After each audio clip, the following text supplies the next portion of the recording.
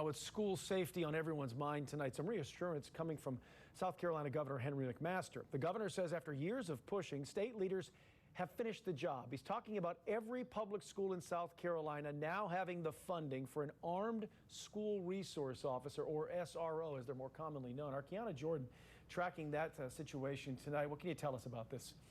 Well, Brian, Governor Henry McMaster says making schools safer and funding SROs is a conversation that started back in 2018. The situation improved slowly every year, and now nearly a decade later, McMaster says he's proud to say they've met the goal. And if the parents have to worry all day long if that child is safe, if there are going to be problems there.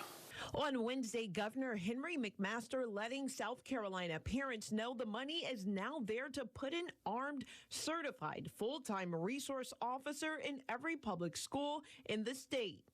And the goal was to have every single one of those schools to have a trained, certified, law enforcement, armed officer in that school.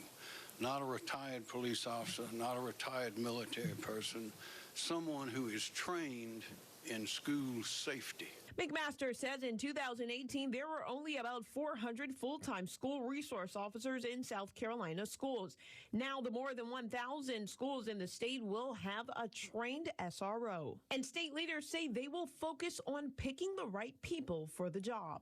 It's hard today to find the right people. You can't just go and find somebody and say, hey, here's some money, be a school resource officer. You got to have the passion and the heart and the love for children and what you're doing, like Tommy standing behind me. At the start of the 2024-2025 school year, 1,106 schools had a full-time SRO, leaving 177 schools without coverage. Earlier this year, the governor challenged lawmakers to appropriate the money necessary to fund full-time SROs in every school. They responded with $29 million. If somebody out there, or you know somebody out there that would make a good police officer in general, or especially a school resource officer, we'll sign them up, or somebody will sign them up.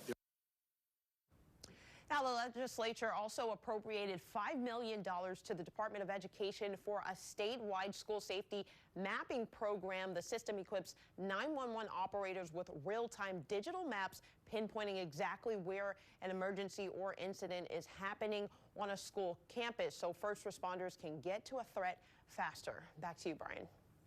Thank you.